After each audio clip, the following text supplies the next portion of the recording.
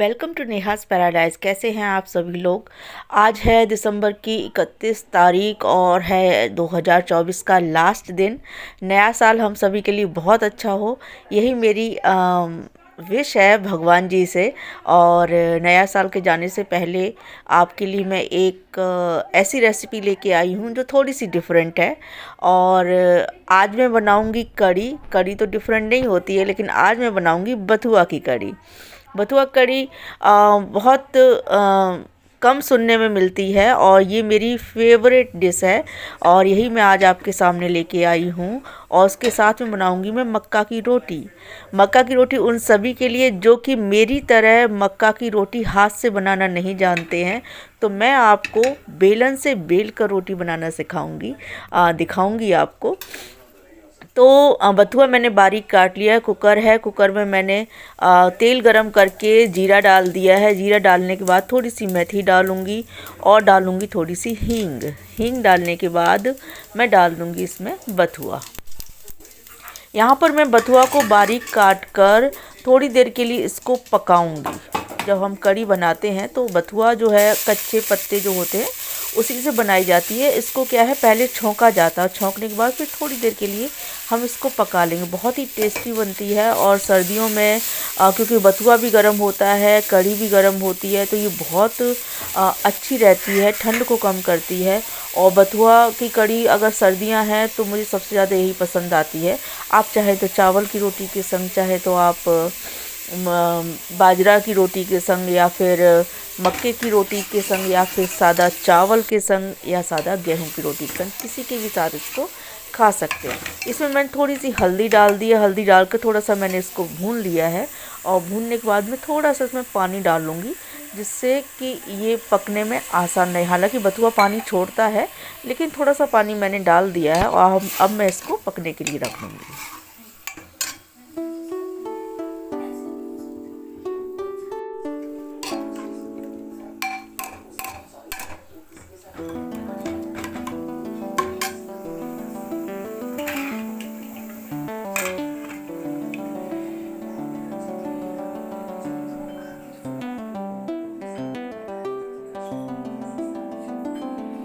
आप इसको चाहें तो खुला भी पका सकते हैं और एक सीटी भी लगा सकते हैं।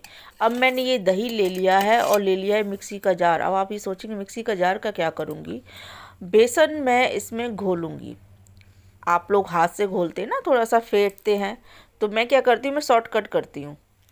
मिक्सी लिया, मिक्सी का जार, थोड़ा सा दही या मट्ठा जो भी आपके पास है, छाछ, और इसमें डाल दिया बेसन, जितना भी हमें बनाना है उसके अकॉर्डिंग। ये बहुत ही खट्टा मेरा दही रखा था, इसीलिए मैंने कढ़ी बनाई है, क्योंकि मुझे खट्टी ही कढ़ी पसंद होती है। इसको हल्का सा मिलाकर और मैं मिक्सी में मैंने इसको फेंट लिया। अब इसमें कोई भी लम्स नहीं पड़ेंगे और टाइम भी कम लगेगा, क्योंकि सुबह सुबह मैं बनाती हूँ, क्योंकि हस्बैंड को मुझे खाना बना के देना होता है, 9 बजे तक उनको जाना होता है, तो ये जल्दी के काम मैं करती हूँ उस टाइम पर। ठीक है, तो मैंने इसको फेंट लिया है, फेंट की हो गया है तैयार।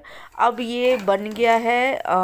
इधर बथुआ जो है पूरी तरह से पक चुका है। इसमें अब मैं थोड़ा सा और पानी डालूंगी, क्योंकि बेसन आपको पता है काफ़ी देर में पकता है और पतला रखा जाता है, और धीरे धीरे कर जब हम उसको पकाते हैं तो वो गाढ़ा होता चला जाता है।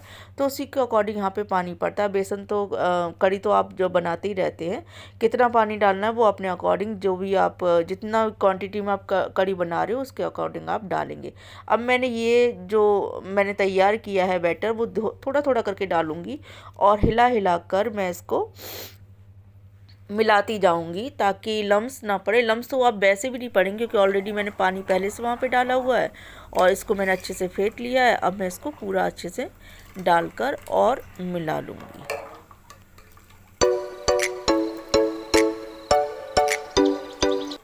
और जब आप जो कढ़ी बनाते हैं तो उसमें जब हम बेसन का जो ये बैटर डालते हैं तो थोड़ा सा इसको हिलाते रहना चाहिए, और ताकि इसमें कोई लम्स ना पड़े। और थोड़ी देर चलाते चलाते हम कढ़ी को तब तक चलाते हैं जब तक इसमें उफान ना लगे, और बिल्कुल स्लो करके मैं रख देती हूँ।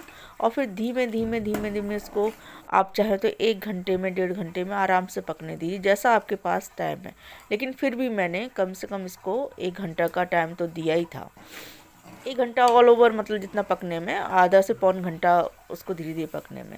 मैंने थोड़ी सी हल्दी और डाल दी क्योंकि कलर उसका थोड़ा सा हल्का लग रहा था। उसके बाद हरी मिर्च डाली है, जैसी भी आपको पसंद हो, और मैं डाल रही हूँ लाल मिर्च।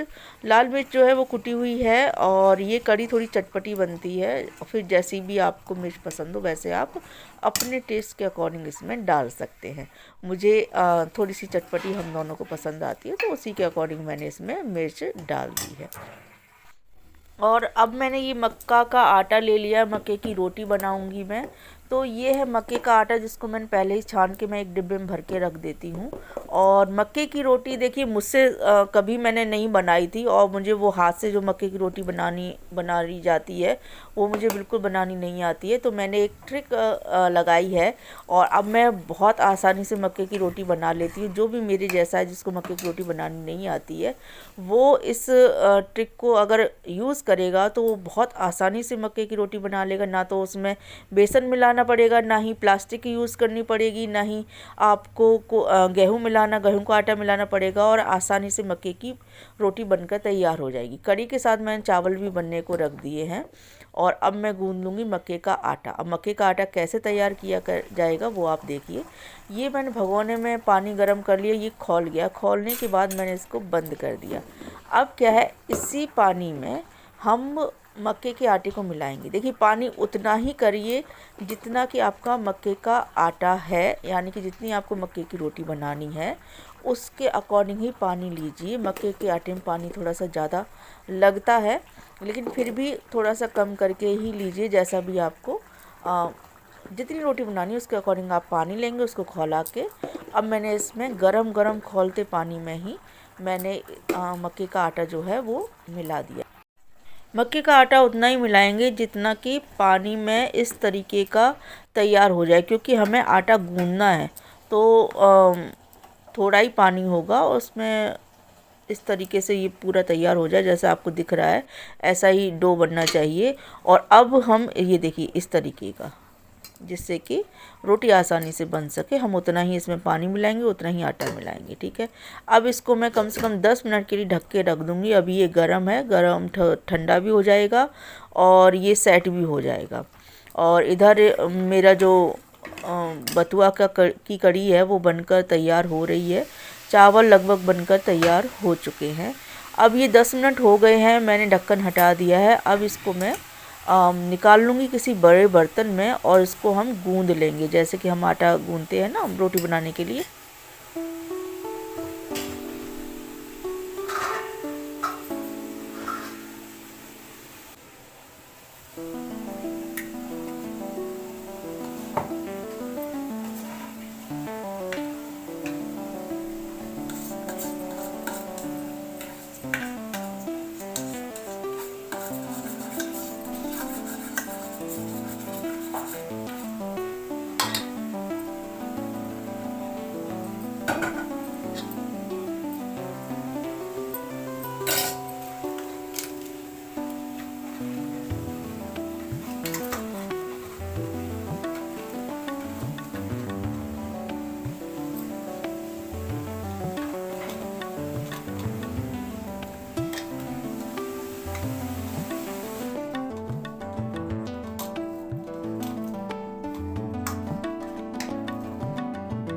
इसको अच्छी तरह से मसल कर गूंद लेंगे। और अगर आपको लगता है कि थोड़ा सा गीला है तो सूखा सा थोड़ा सा आटा मिलाकर आप इसको अच्छे से मसल कर चिकना करके गूंद कर रख लेंगे, जैसा कि आपको इसमें दिखाई दे रहा है।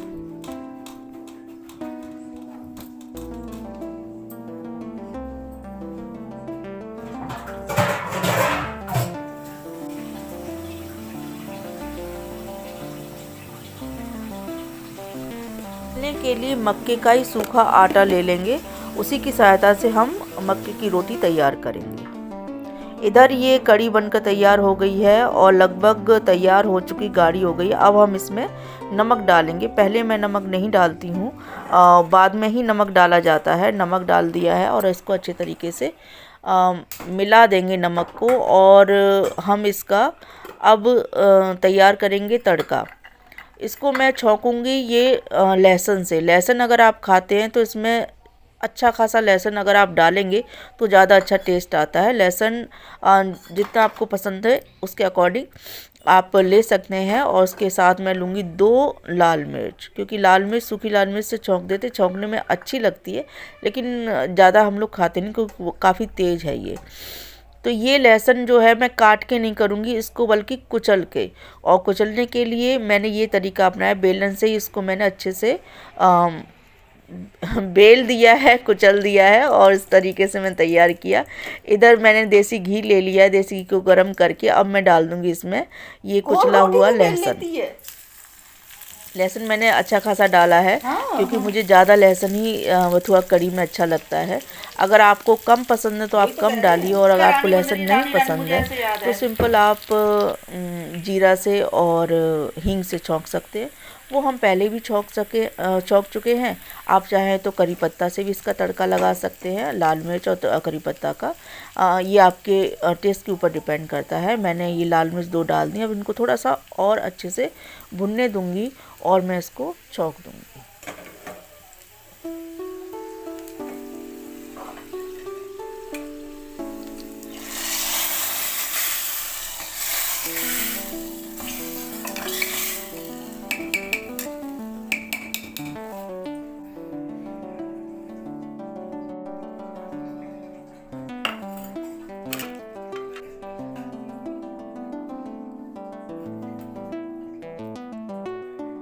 हरा धनिया बारीक काट के इसमें डाल देंगे। देखिए हरा धनिया के बिना तो सर्दियों में कोई सब्जी बनती ही नहीं है। वो आप इसको डाल दीजिए। अब हम बना लेंगे, रोटी बेल लेंगे।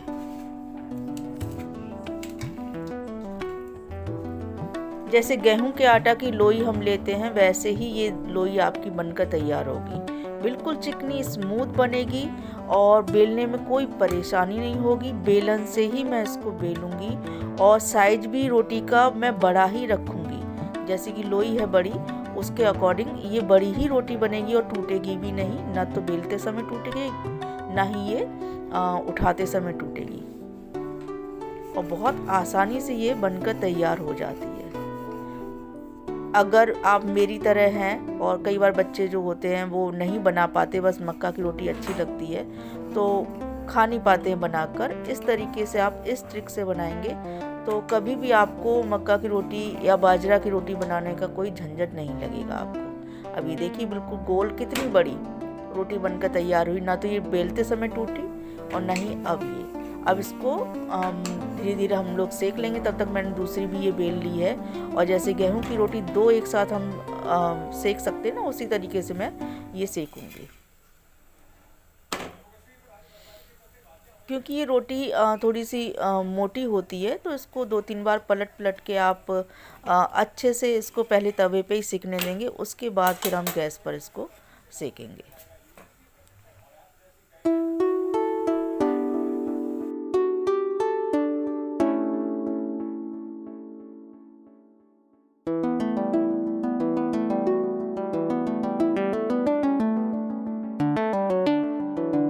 ये रोटी बिल्कुल सॉफ्ट बनती है और फूल भी जाती है आसानी से। और अगर आप इसको थोड़ा सा और टाइम देकर अच्छे से और तेज़ गैस पर नहीं, हल्की मीडियम गैस पर बनाएंगे तो ये आसानी से पूरी फूल जाएगी, जैसे कि ये गेहूं की रोटी है। और ये मेरी रोटी क्योंकि मैं सुबह जल्दी जल्दी बना रही थी, मैंने गैस का जो फ्लेम है वो तेज़ किया हुआ था, तो ये कम फूली है लेकिन कम फूली है और बिल्कुल सॉफ्ट बनेगी। तोड़ने में बिल्कुल आसानी होती। कई बार होता है ना बच्चे इसलिए नहीं खाते हैं क्योंकि टाइट होती है रोटी खाने में। तो चावल बन के तैयार हो गए। कढ़ी मैंने ये सर्व कर दी है कटोरी में और अब मैं डाल दूँगी बढ़िया सा घी इसमें और मक्का की रोटी, जिसको अच्छे से घी लगाकर ऊपर आप खाने के लिए किसी को भी जब देंगे तो वो एक बार खाएगा तो बार बार खाएगा और आपकी बहुत ज़्यादा तारीफ़ भी करेगा। तो बस अब हम इसको सर्व कर देंगे। मैंने थोड़ा सा आम का अचार भी यहाँ रख दिया। आप चाहे तो मिर्च का अचार अगर आपके पास है तो उसके साथ आप इसको सर्व करिए।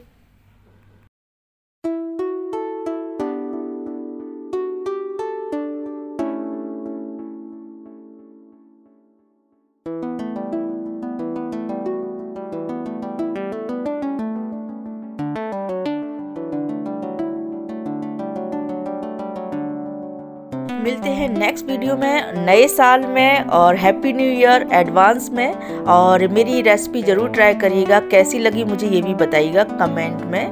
तो आपका नया साल बहुत अच्छा हो, इसी कामना के साथ मिलते हैं नए साल में। Bye bye.